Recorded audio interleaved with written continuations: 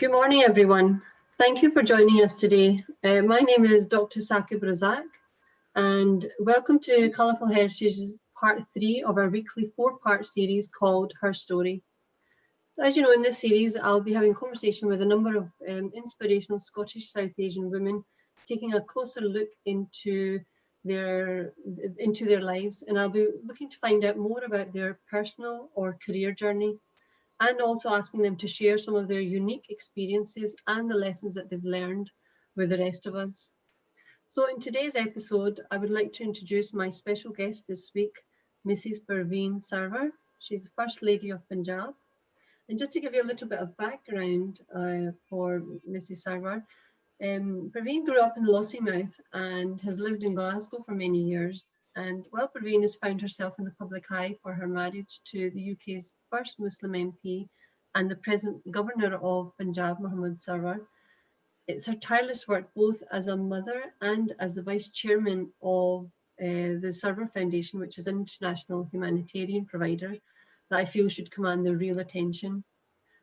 As president of the Pakistan Girl Guides Association in Punjab and a leading campaigner for women empowerment, hepatitis eradication and the provision of clean water in Pakistan, she's a wealth of experience and many gems of wisdom to share. Presently, she stays in the Governor's House residence in Lahore, Pakistan, and visits her 4 children regularly in Glasgow. Good morning, Auntie Perveen. How are you? Fine, thank you. Good morning. Well, welcome to our series, and thank you so much for taking part in this what I'd call conversation and agreeing to share your very unique and inspirational story with everyone. And I guess not many people will know this, but you lived your early life in Lossiemouth, which is, for those of us who don't know, is the northeast of Scotland, obviously with your family, with your parents, and in fact, both of your parents are buried there. Yes. I'd like you to start by asking you to describe your childhood in Lossiemouth. What was it like growing up in Lossiemouth, and when did you arrive?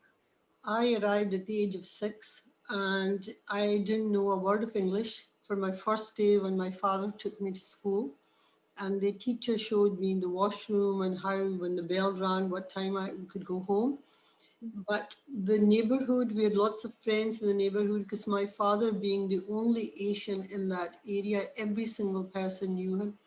So every Saturday we would go to the cinema with the friends to learn some English. We would learn how to drive a motorbike in the park.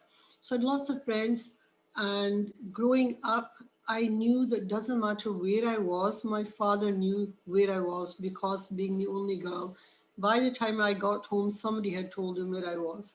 And I had that security net as well, having that security that my parents knew where I was. And I think it's very important for a woman, for anybody to feel safe living there. But my memories are very much my father, telling us how they migrated from India to Pakistan, how he first arrived in Scotland, and he didn't know anybody, and he met this lady called Mrs. McCulloch, and she had 3 sons, and the eldest son was the same age as my father. And my father then rented a room from her and started his business, and he would sell his stock to the family because they all had this clan, that they would pass on and say, you must buy from Glam Humble. So he had this door-to-door business. My father never learned to drive. He never even learned how to ride a bicycle. His aim was to earn and make sure that his family was looked after back home. His father died during the partition.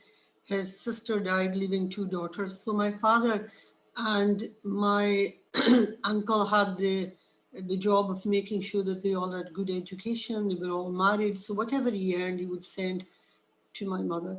And it wasn't till later that my sister got married at the age of 16, and she came with my father to Britain with my brother-in-law, and my eldest brother came.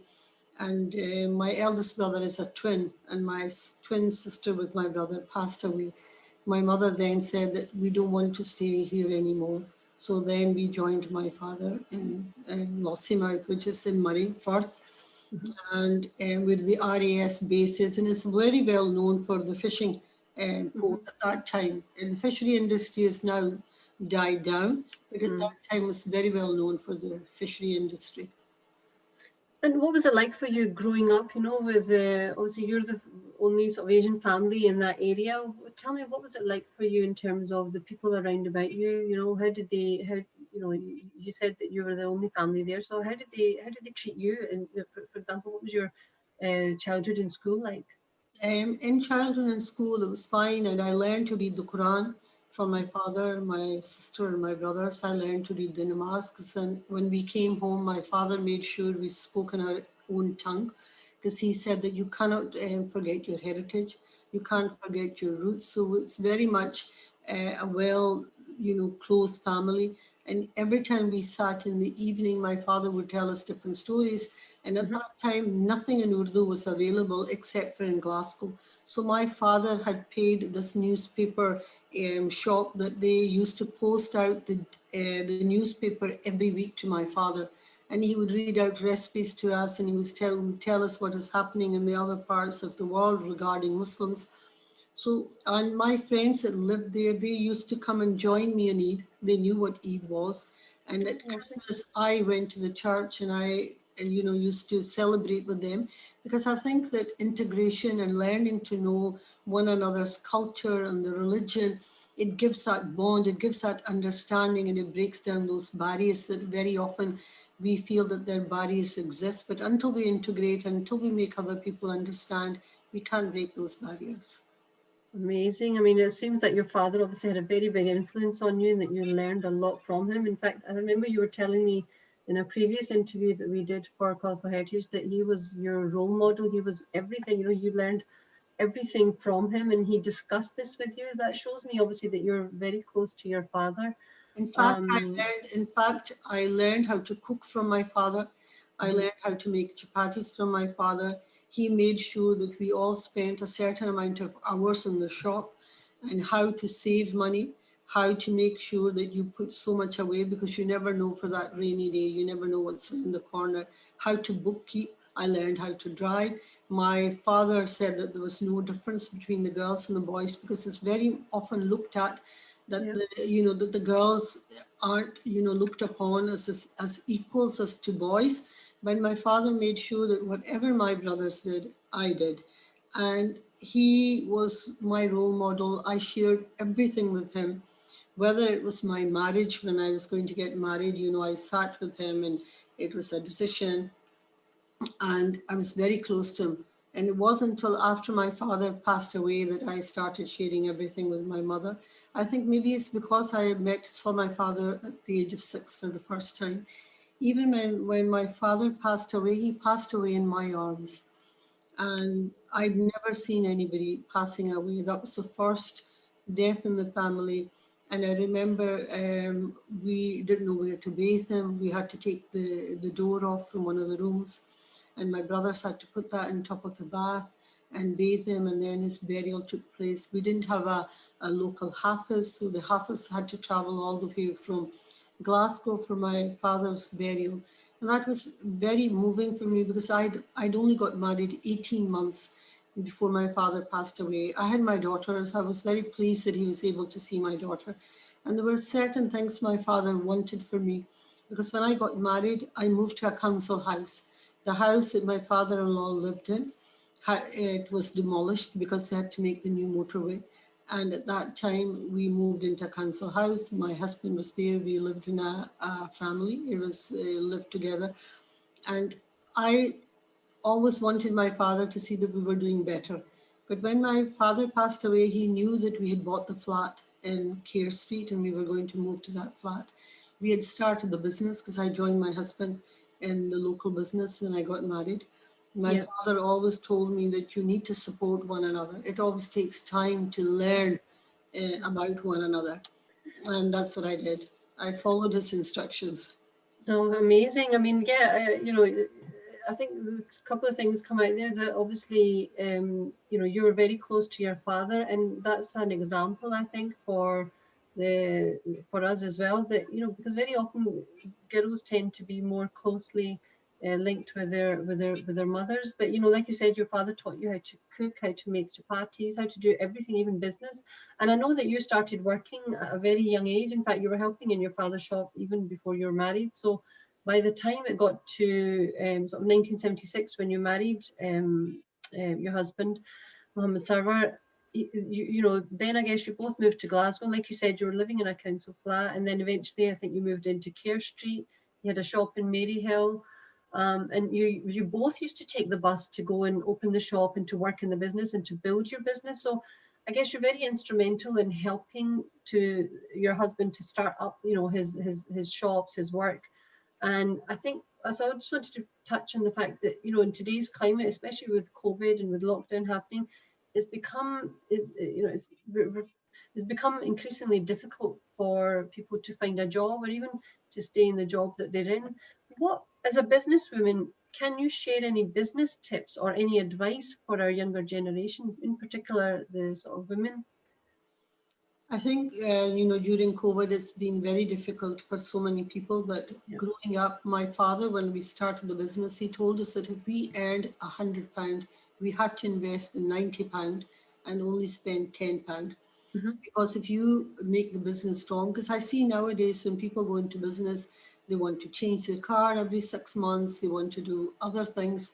But I had that training that we had to save for that rainy day. We had to make sure that most of it went back into the business. And I know it's very difficult, but having said that, there are people who've started making sanitizers, there are people who've started making PPEs, people have come out with new initiatives and new businesses have started. Even in Pakistan, we were buying all these things into Pakistan, but COVID happened. All these things are now being made in Pakistan. The universities came up and started making PPEs, and they started making sanitizers. So there is always, that initiative, I think, but you need to be determined, you need to believe in yourself, and you need to stay focused. Because unless you stay focused and you think that I can do it and believe in yourselves, I think you're halfway there. And I know that there are lots of challenges for the young generation. There's lots of ways that they can divert their attention, but it's all comes back down to that determination to do well. It's like me going to Pakistan. I was new. I didn't know what I was going to be doing there, and I wasn't even sure if people were going to take to me or if people were going to like me. When Sarwar became the governor, my Urdu wasn't fluent because we used to speak Punjabi in the house. I was more fluent in English, which helped me because there's, it's English is being taught in the schools, the universities in Pakistan. And anytime I felt that I could express myself better in English, I fell back on that language. So I used to use both the languages when I was speaking. And I started with women empowerment because I felt that it was a woman who needed to believe in themselves, and it was the woman who needed to learn a skill, because it's even now in some areas there are people who still live in one meal a day. Even now, when the money comes into the house, women have to think, can we give our children an education? Can we buy clothes for them? Can we feed them? Or do I still have to save that little bit of amount of money so I can have a dowry together for my daughter? And these are hard choices. And it's very difficult. And that's what took me to Hunarga. So we'll come back to some of the women empowerment work a little bit later on. But I think, so just moving on from the fact that, when you moved to Glasgow, I want to touch a little bit more on some of the integration work. So when you moved to Glasgow, you had to work quite hard to build relations. Being in Glasgow is very much, the sort of the Indigenous community is separate and the South Asian community or the ethnic minority community, everyone's doing their own thing. But I think you were telling me about a story when you had to try and get everyone together, and you approached your local primary school. Tell me a bit more about that. When we were working in the family business, it was very much a family business. My father-in-law, my brother-in-law, they all worked in together. And when I had the 2 children and I decided to stop working, and then when my 3rd child came along, we had the house across the road from the school. I went to see the headmaster and I asked him if I could start a mother and toddlers group. And he agreed right away, gave me the key for the hall and said that I could come in at 11 a.m. every morning. So I then knocked on all the doors in Care Okay. Street, invited everyone, whether there were 6 houses in one flat, and said that, I'm starting this group and I want you to come. So, and within days, the hall was full. We had women from different backgrounds, whether they were Christian, Roman Catholic, Sikhs, or the Muslims, and it was a way of integration, because I felt that we need to learn to know one another, learn about each other's cultures. And then within a few weeks, the headmaster then asked me to join the Mother and Teachers Association, which I did, and I remained a member until my last child left the school, because each time they went to the secondary school, then I became a member in that school. And I think that made a better understanding because I'd grown up with the Scottish community. They were part of my friends. And I know that there were slight incidents when I suffered racism, but we still have to look at the good, because everybody's not bad. There's always good in society. And my father taught me to always to see the good in people. Amazing. Yeah, I mean, like you said, you grew up with the sort of Scottish community in Lossiemouth, and so it brings me on to my next point about the fact that when in 1997, when your husband was elected as UK's first Muslim MP for Glasgow Govan, he took the oath on the Quran, and in fact we've actually got that Quran on display in the exhibition. He remained as an MP till 2010, and I know that your life changed for you at that point. So tell me a little bit about how it changed for you as a family, and also what kind of you've spoken about this before, but what kind of racism did you and the family experience? Firstly, when we used to live in Merrily Road in Newlands, and because my husband was a member of the Labour Party in Pollokshields, we were told that he could not stand for election, which did not exist at that time, because every 8 years the boundary changes. So there's no way that an MP can live in that area longer than 8 years. Anyway, we had to change our house. We sold our old house, moved into Pollokshields, and then my husband stood as he was selected as a member to stand for election. And at that point, we started getting hate mail. We started getting anonymous telephone calls. I had to put gates in my garden. I had to put cameras up. And one day, my youngest son, I think he was 8 or 9, he opened this envelope, and in it there was a picture of me with a gun pointed to my head, and there was a picture of my husband with a noose around his neck. And you can imagine what effect that would have on a child. In fact, my son would come into our room every evening before going to bed to make sure we were okay. And when I used to leave the house to take the children to school, there used to be the media standing at the gate. And as soon as I opened the front door, they would come into the garden.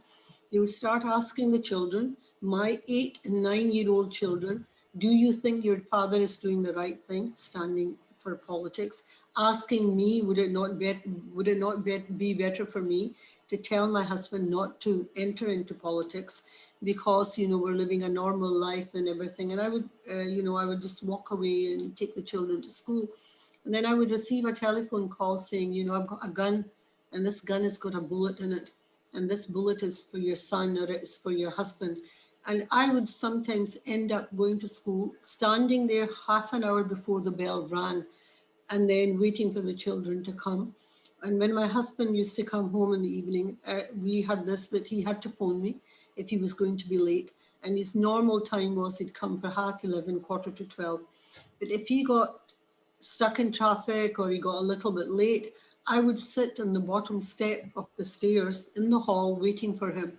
As soon as I would see the lights, I would run to the door, I would open the door and let him in. That's how frightened life became for us.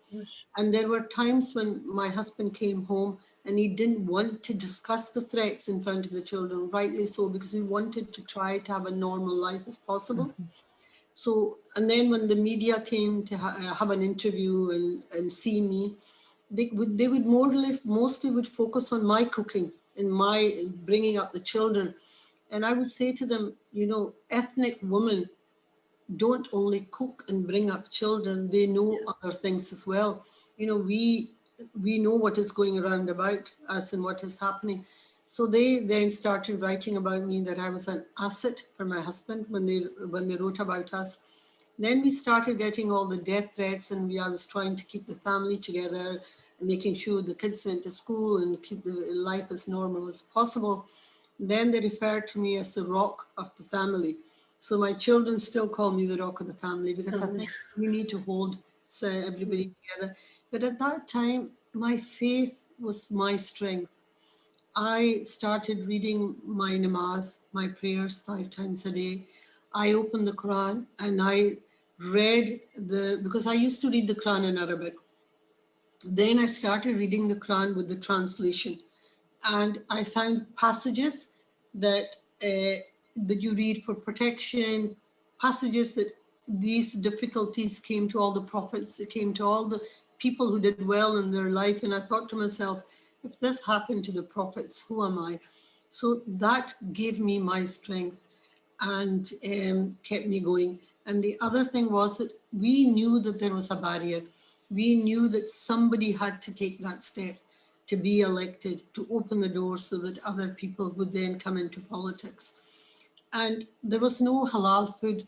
There were not any prayer places in shopping malls or the airport.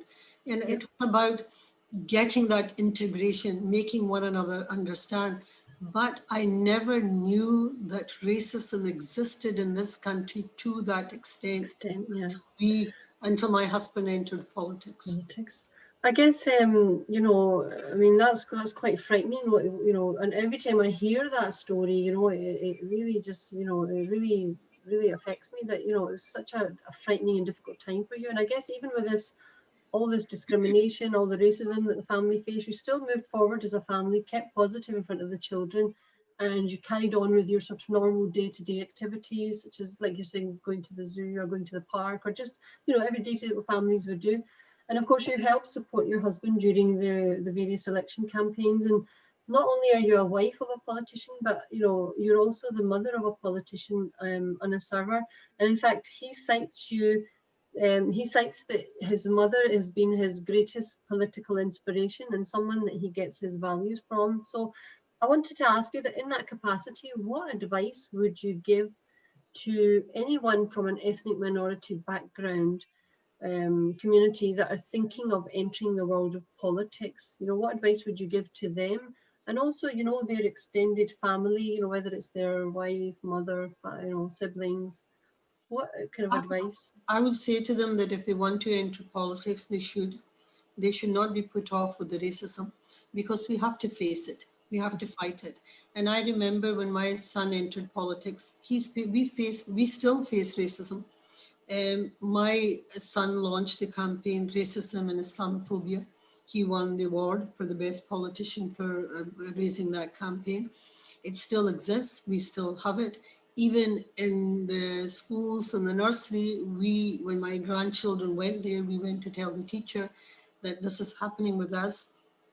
And it must be a family member that comes to pick up the children, because you have to put these things in place. And I know that we are stronger as a family. We talk over things. Racism still exists. A lot of other people suffer it. And I think if we look at the Jews, they probably suffer racism in some kind of way. If you look at the Sikh community, they probably suffer racism in some kind of way. But we need to move forward. We need to make sure that we enter politics, because we need to have that moral ground for our next generation. Yes, it's terrible that my grandchildren still suffer racism, and we're into the 3rd and the 4th generation. But if we give up, it will get worse. It will not get better. So I would say to them, support whoever wants to get into politics. Never give up. You've got to be determined. And there is nothing that an ethnic minority person can't do as like an indigenous community, because we've got a lot to offer, and different background people bring different things to the table, and we can unite, and we can work together and live in a better society, because I think there is too much hate in the world. We need to stand up wherever there is hate and make sure that the good comes out of where there is hate. We need to move forward. Amazing. Okay, Auntie. So now, okay, your husband left, British politics around about 2010, and then in 2013 and 2018, he was made the Governor of Punjab in Lahore, Pakistan. What was your initial reaction then about him moving to Pakistan to take up the governorship post? See, at the beginning, I was very reluctant, being a mother and a Yep. grandmother, being, living here all my life. This is my Yep. home, and they tell you home is where the heart is. Yeah. And moving to Pakistan, but then my husband said to me that any time that you want to come, we're only a flight away. And then I thought and sat down and thought about it. What I could do as a mother for my children, I did. They were all, up. They all had their careers. They were married. They were settled. And maybe this was for me to do something in my life. And having said that, I always found that my soul was not at peace. Although I had everything in life, had the cars and a good home and everything, my soul was still searching for something that I wanted to do. And when I got to Pakistan, I spent the first 3 days in the same room in Governor House, and I saw this huge building, this huge ground, and Okay. about 1,500 people that were there to look after the grounds and the waiters. Every time I opened the door, there would be a waiter sitting outside. Yeah. Every time I wanted to go in the car, the door would be open, and things that, because I drive myself, Yeah. and these are the kind of things that I didn't do. But then I found, I soon found that after visiting the hospitals and visiting rural areas, that there was a huge gap where women were being left behind, and women needed somebody to give them that. And because I'd come from the West, had grown up here, and I could speak the language, they took to me when I would tell them how I grew up and how difficult it was, that if we wanted to do something, it wasn't that difficult. So I soon found my feet, and my very first going into helping the woman was, I was in this rural area and we were sitting, and this group of women came to see me. And the first thing I learned from them was that when their husband passed away, many of Yep. them, their families didn't want to know them because they didn't want to give them that support, to provide food for them, to provide clothing for them. And that's when I started the sewing machine project. I Yep. initially gave sewing machines to 25 villages, to all the orphans and all the widows. Then it became quite expensive, and I thought I need to move on and do something else. So then I started doing the centers. Anywhere that I could get a room, whether it was a school, whether it was a madrasa, or somebody had a room, we started the sewing classes. And the whole mahalla would come, the whole community from that area would come. With 10 machines, I used to get 60 students.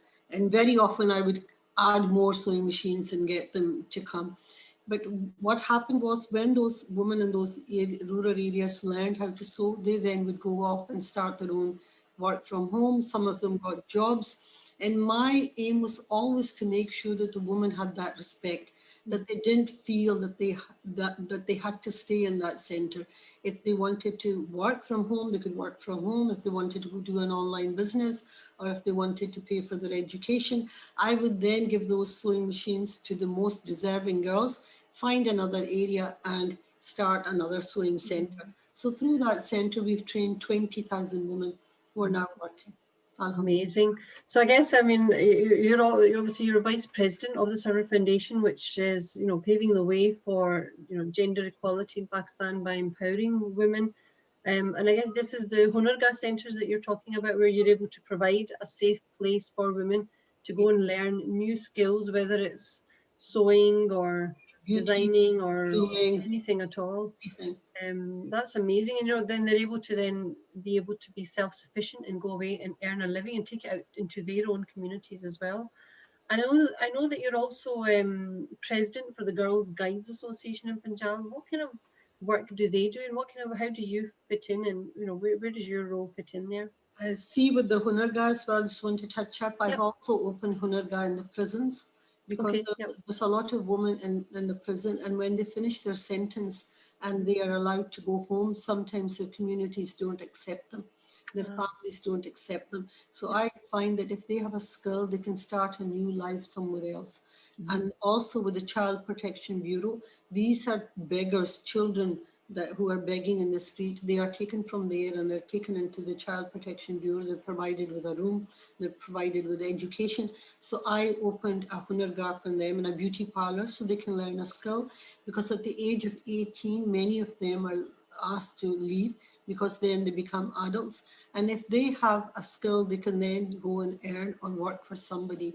So that is also a part of my hunargar program. Girl Guides, I'm the president of Girl Guides, and because I wanted to do something for the Girl Guides, I started to revive the Girl Guides. We have about 1,800 new members. And before COVID, I was going to have the oath-taking ceremony in Governor House, and I was going to invite the first general major, who was a woman. I was going to invite the first commander pilot, who was a woman. I was going to invite the first woman who started the golf in Pakistan, to show that women can work in different areas and women can lead from the front. And because it was women and it was girls, I wanted an all women stage. So inshallah, after COVID is over, we were still going to have the ceremony in Governor House. And as I said, 1122, I got them involved. And there is a room at the back of Governor House, which is used for functions for the people who work in Governor House. I started emergency management training. Let me have a sip of water.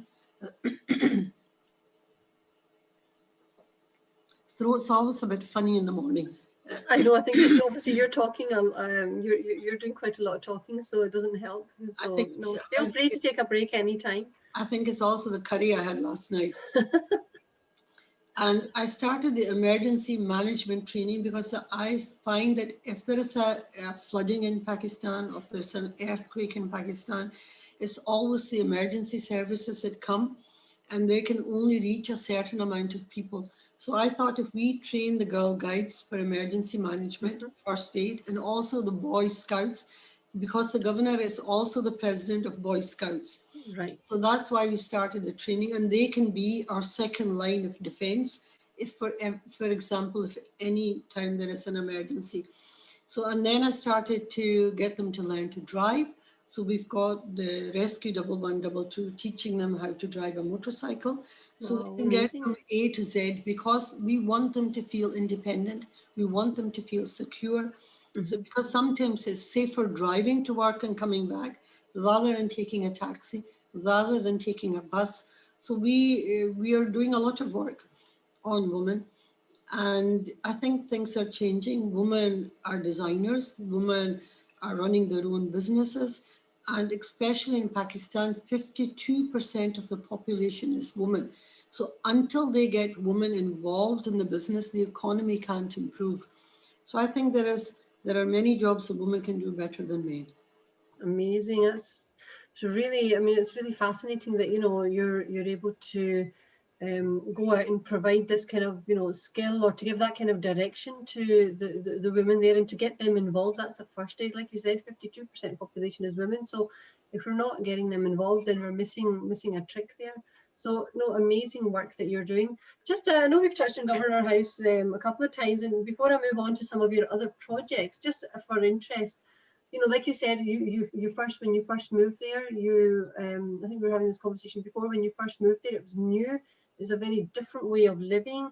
You weren't sure, you know, you weren't that comfortable with the language, you know, you like you said, you spoke Punjabi, but mashallah, your Urdu is great now. How, you know, tell me a bit more about Governor House, you know, what's the setup there like, and how did you manage to adjust and fit in? Because, you know, it must have been very daunting. Governor House is huge, but the people that work in Governor House have got the residents at the back of the Governor House. There's a mosque, there's a nursery, there's a boys' school, there's a girls' school, there's a library, and it's open to the public. Other children also come to that school. And there is a sewing center. I added more sewing machines there. I had a meeting with the couple that run it, telling them how they need to work out profit and how much to buy buy the material and how to make sure what goes into the business. And then with the lawns, I divided the garden into 8 different sections that Right. each, the gardeners all work in a team and they all work in their area. So when I go out, if a certain area is not up to the level, I know which group is not doing its work. I made sure that we have our own kitchen garden. I made sure that we didn't buy any flowers from outside. We grew them in the grounds and they were used for the decoration for Governor House to save money because we want to save money from the government budget. That was in 2013.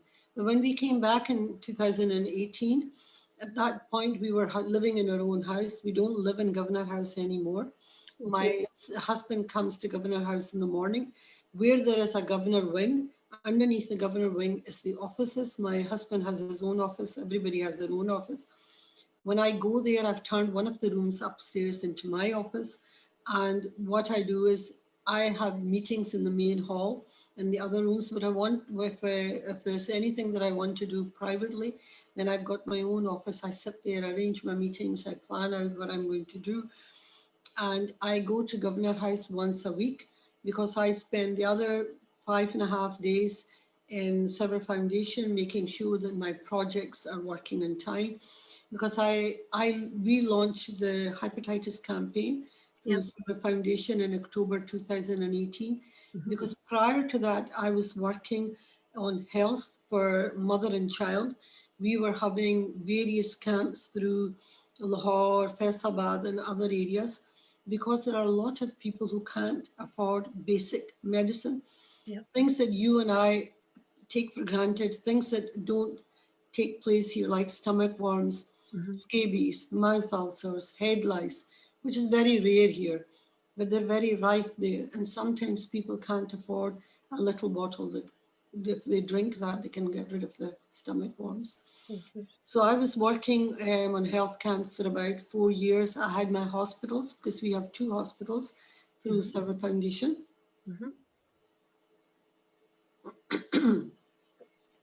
I did a 6-month survey through the hospital to analyze what were the main causes of hepatitis, and mostly it was waterborne diseases. Because we were already working in the water project, when we were living in Governor House, the Governor House water had 36% arsenic in it, and that was the first water filtration plant that we installed. And my husband then started the water project. And because we were already working in water, so I wanted to link the water with the health. And that's what took me to launch the Hepatitis Campaign. And when we launched the Hepatitis Campaign, we did sampling in different areas. We did Okada, we did Faisalabad, Tupateksing, we did Lahore Airport, we did the IT camp, the head offices, prisons, police lines. And while I was doing that campaign, I got other organizations to join us.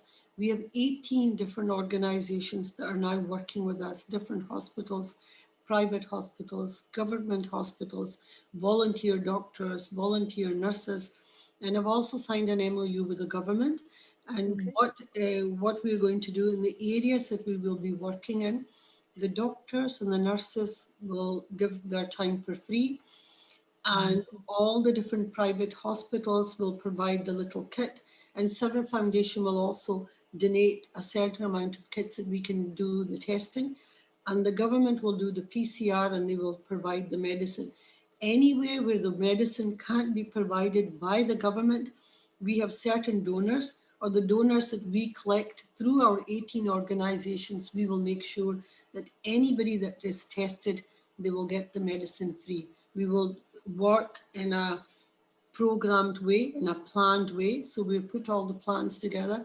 As soon as COVID is over, we are going to be relaunching our hepatitis campaign and working in different areas and bringing other people on board.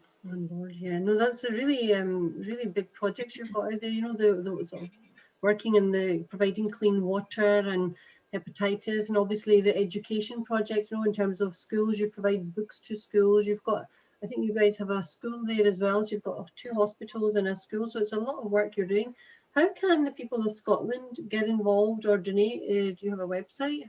We have a website, www.sarwarfoundation.org, and if anybody wants to donate to health or anything, they can go online and make any amount of donation, because I think any amount that people can afford, and it builds up. Every little counts, as they say. So we have various different projects: the water project, the Hunarga project, the health project, the hepatitis project. We also in our school have students that we educate for free if anybody wants to donate and adopt a student, because there are people in that area, if they can only afford to educate one child, they will choose to educate the son, but they will not choose to educate the daughter. So what we then do is we try to make sure that if we have one student or two students, and if there's a girl in that house, she has to also join. So it's a very much, we try to focus on making sure that we educate girls, because it's very important to have our girls educated. Educated, yeah. No, I'm just interested about, you told me a story about, when when Sarwar Foundation first started, you said that there was a lack of proper facilities at the time when your husband was growing up in Pakistan, and you shared with me an incident, and then it was from that incident, once you guys moved back, that's when or even before you guys even moved back, you decided that you wanted to try and get the hospital in Rajana started.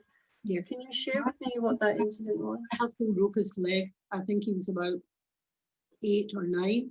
Right. There was no nearest doctor. They got the local person to come. And what he did, he bound the leg in 2 planks of wood, straight to the leg, and bound the leg in 2 planks of wood. He stayed like that for 6 months. And then after that, my father was visiting Pakistan, because Sarwar Sahib was also my cousin. And my father was visiting Pakistan. When they opened the leg wasn't joined properly, it was squint. My father then took him to Faisalabad, which at that time took about 3.5 hours to go there. Right. He broke his leg again.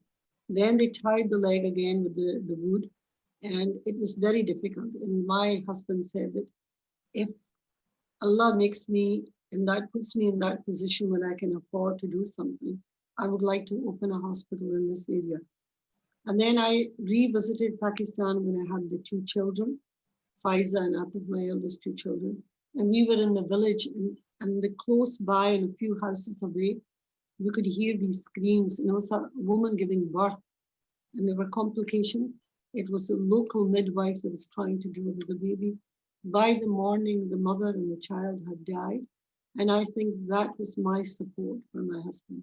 And I said to my husband that there has to be something here that, because we take it for granted that we go to the hospital, we've got top doctors and top nurses, they look at you from the time you fall pregnant, they're with you all the way. And I think that was our start. And my father had passed away. And when we opened the hospital, we opened the first wing in my father's name. And that was bringing the family together, because my father was a grandfather, he was an uncle. And because that wing was open in my father's name, family then started to donate, and our hospital took place and started. And it was very much supported by the Sarwar family and friends until we then started getting donations. So we started that hospital. We bought the land in 2000. The hospital was up and running in 2004. And we have treated 1.9 million people. Amazing hospital, huge numbers. Thousands of babies have been born. In fact, we had twins born, and the mother was only 4 months pregnant. And twins were born, and they have survived because we have the top class incubators, and they were looked after. And I think it's now 3 months that they've been with us. And I think in the next few days, they will be going home. That's amazing. What a nice, lovely story that is, actually, especially within this climate with so much going on during COVID as well. That's amazing. I think I've actually driven past that hospital when I was in Pakistan a while back. And I remember somebody pointing out that was the hospital we drove past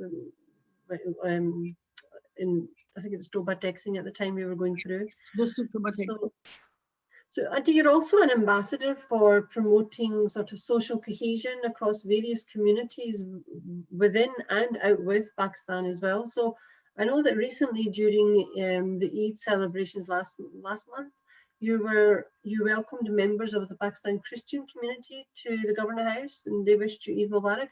Tell me a little bit more about, how did this come about? How did your work for social cohesion come about? Why do you do that? When I was living in Lossiemouth, when I got married in the Church of Scotland. My best friend was my bridesmaid, Leslie Hill. And I have a bond with the Christian community. And as I keep repeating myself and saying that we need to work together, we need to create harmony. So when I went to Pakistan and I was at some campaign and I met some of the Christian community and they were saying that we don't feel like equals living here in this country. And I said to them that where I grew up, where my husband ran his election, we were the ethnic minority in that area. There was only 9% of the ethnic minority and 91% was the indigenous community. They voted for my husband. And I said that we need to, and if it hadn't been for the support of the Christian community, my husband would never have won the election. And I think that took to them, they knew that I had that understanding. Then I started visiting the hospitals. And then they have this place near Faisalabad, which is called Khan Ka Dogra. And what they do is they celebrate once a year and they have a mountain and they have the Mary, Hazrat Mary there, and people from all over from the Christian community go there. I was invited there, I went there, I met all the bishops and the priests there. And that was my integration with them. And then at Christmas, they would invite us to cut the cake with them. And I, in return, said to them that anytime they felt that they wanted to talk to us, our doors were open. All they needed to do was to give me a telephone call. So that was my link with them. We made friends with them. So this Eid, they requested that they wanted to come and wish us Eid Mubarak in Governor House. So we had priests, we had elected members, we had people of the community. And I thought that that was very good, sending that strong message that we need to have that harmony, we need to have that understanding, because we need to make sure we have peace in the world. As I said, there's too much bloodshed, there's too much hatred, and we can easily live side by side. We just need to be that little bit more tolerant. That's an amazing, positive, step forward, and an amazing message actually to send out to people as well, that you need to work side by side, we need to work together. There is, like you said, there's far too much bloodshed in the world. I know that recently you also had you invited some of the global Sikh leaders via a Zoom meeting. Tell me a bit more about that. How did that come about and what was that to discuss? There is Kartarpur corridor in Pakistan, and I think for many years the Sikh community weren't able to visit their shrines, their sites. And when the Prime Minister was elected, he then said that he was going to open those sites for all the Sikh community. And my husband was given the job of making sure that everything was up and running. We got everything done in about 10 months. The Kartarpur corridor was built and Kartarpur was open. And when the Sikh community arrived, we then invited them to Governor House to have tea and coffee with us. And that was a bond, because we had also visited India, my husband and I. I wanted to see where my father grew up. I wanted to see their home. Lovely. So we were there in 2006. We crossed the border from Pakistan. And when we opened the Kartarpur corridor, they have the holy water there, and the water was contaminated. There was a lot of mess in it. So through Sarwar Foundation, we cleared that. We put a railing around it so that they could open a hatch and look at the water, but they weren't allowed to throw anything into it. And I also installed a water filtration plant in Nankana. And I also had a health camp for 5 days with other organizations for the Sikh community while they were visiting there. And we had a dental unit, we had a hepatitis unit, we were doing their diabetes. A lot of people didn't know that they had diabetes, and their answer was that they had been eating a lot of sweets because they were so happy coming to Pakistan that they had been eating a lot of Right. mithai for 10 days, and that's how their sugar went up. And I visited twice to make sure that the camps were doing well. Mhm. I wanted to keep that link so that we had a better understanding. And each time a group came, they all came to Governor House. They had teas and coffees, and I remember mentioning it to one of the people that came from the Gurdwara from London, that it would be good to meet once in a while and put a committee together, a group together, so that we better understood what they wanted and how Yeah. we could make their life easier when they came to Pakistan and whatever. So we did a Zoom meeting a month ago, and we're scheduled to meet again on the 10th through Zoom. And we had 18 different people from different areas. So we had the USA, we had Dubai, we had Canada, we had elected members, we had members from the Sikh community. And it worked out so well because so many of them want to come to Pakistan and Yeah. get married in Nankana.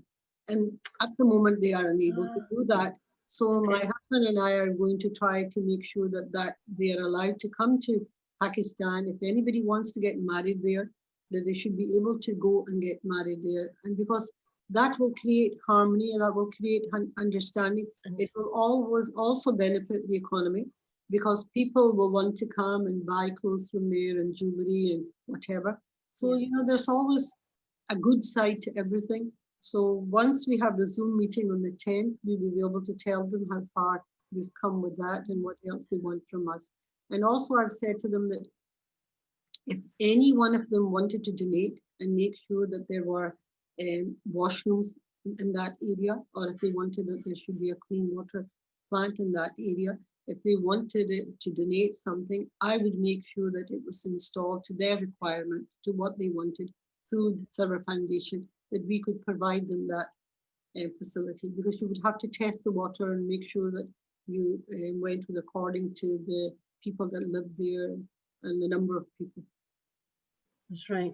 No, that's amazing. I remember actually a couple of years back through Colourful Heritage, I went to Lahore for a conference, and when we got off at Lahore airport, there was a whole delegation of us from Britain that went, and there was two Sikh people with us as well at the time, and they had such a fantastic response. Such a lovely welcome, because they were originally from Jalandhar. Their parents were from Jalandhar, even though they'd never been back to India or to Pakistan, but they had such a lovely welcome there. So it's just such a nice thing that you've just mentioned. That you want to try and get people to work together, and obviously there's a huge there's so many there were so many gurdwaras in Pakistan. I think we also visited the one that's next to the Badshah Mosque and the Lal Killa as well.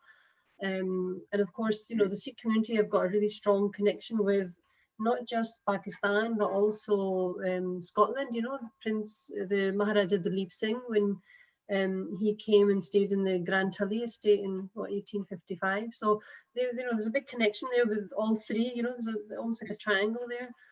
But what I wanted to ask you, just to finish off, because I appreciate we've only got about 6-7 minutes left now. So just wanted to ask you about, you've been through so many difficult times as a woman. You've been through so many difficult times through marriage, through your life, issues with children, all sorts of things, politics. And of course, especially when your husband was elected, and of course he was working away from home quite a lot, for long periods of time.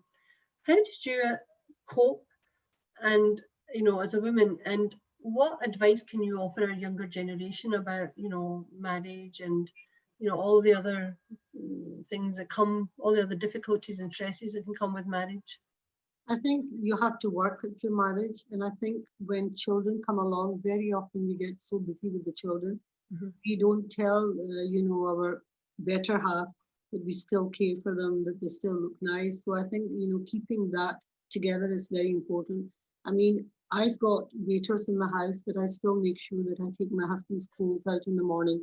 I make sure he's ready. When he comes home, I'll make sure I wait, we eat together. And that's bond. And I know that things get difficult, but you have to take the good with the bad. And I think you always need to look at the good in people.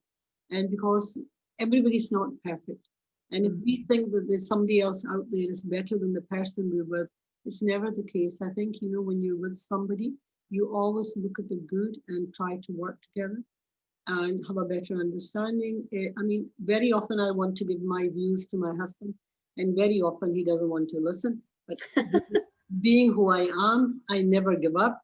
I find that time again and say to him, you don't need to take my advice, but I have the right to put my views forward. If you just listen to me, if you want to take the advice, it's up to you. And then when we do sit and we do talk, there's always something that comes out of it. So never give up. Always look at the good in people. Amazing. I'll definitely be doing that more often as well now. Even if they don't want the advice, I want to give it. That's really good. Okay, and also, Auntie, you know, having grown up in Lossiemouth yourself, and obviously as a mother to 4 children, what advice would you have to offer for parents to raise their children? And I think in particular, it's about not just raising children, but also raising children in Scotland, because, you know, we have a different heritage, a different background. So what advice can you give, you know, whether you're raising children or whether it's also in Scotland as well? I think when you're raising children, you need to make sure that you're friends with them. Never make them feel that, you know, they have to be scared of you. Make them feel that they can come to you with anything. Doesn't matter what it is. My father always said that if you lie, you have to lie 20 times over. If you tell the truth, you only need to tell it once. Yeah. And if you tell your children, you come to us, you tell us the truth, and there are lots of temptations out there. And when you give your children money, make sure you monitor the money that you give them. Make sure you tell them from a very young age where they need to be careful. I mean, I was over visiting my eldest son, and I sat my grandson down and I said, if you're anywhere, you've got a glass of Coke, you're sitting there, you're drinking it, you're going to the washroom and you come back, you do not drink that glass of Coke again. You never know, somebody in amongst that crowd could put something in it. You make sure that you are safe. When you are driving, you make sure that if somebody's telling you to go faster, you're not going to go any faster. You're going to stay on the right path. So you have to start telling them from a very young age and be friends with them. It's very important. I mean, I used to share everything with my father. And then when my father passed away, everything with my mother. Even my husband, whether he wants to listen or not, when I come home, I tell him what I've been doing, where I've been, because I think it's good to have that connection, to feel that you can fall back on that person, to feel that somebody's there to guide you when you're down and somebody's there to perk you up and tell you, you know, everything will be okay. Yeah, no, that's amazing. No, thank you so much. It's been really, really nice, really actually interesting. Every time I speak to you, Auntie, I feel that I'm learning something new every time. But, you know, I just want to, we'll wrap up soon. So just wanted to really thank you for giving us your time, because I know you're here for just a few weeks and you've taken out time 2 or 3 times now since you've been here to speak to me, to do other interviews for, you know, other various things that Colourful Heritage are involved in. We've also recorded your full interview. But I just wanted to thank you, as being First Lady of Punjab, for taking out time and sharing your story with us, with the audience, and just some of the things that you've talked about, you know, the projects that you've been involved in, the women empowerment, you know, just the little pearls of wisdom that you've given us in terms of keeping connected with your family, staying strong, and, you know, just taking the good with the bad. You know, you've got to have a balance in life.